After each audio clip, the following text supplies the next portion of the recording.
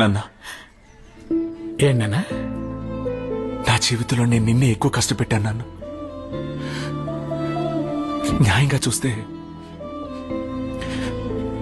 నువ్వే నా మీద ఎక్కువ కోప్పడాలి నాన్న. నన్ను కొట్టు తిట్టు ఏమైనా చేయనన్ను, కానీ దయచేసి లోపలే పెట్టుకుని కుమిలిపోకు నాన్న. నీకేమైనా పర్వాలేదు, ఆ పిల్లోడి జీవితం నాశనం కాకూడదని అందరి ముందు తప్పు ఒప్పుకున్నావు చూడు, అప్పుడే నువ్వు నా కొడుకు అనిపించావు. అన్ని పోయి బాధపడద్దు నాన్న, తిరిగి లేచి పరిగెట్టు. నాన్న నేనున్నాను, చూసుకుందాం.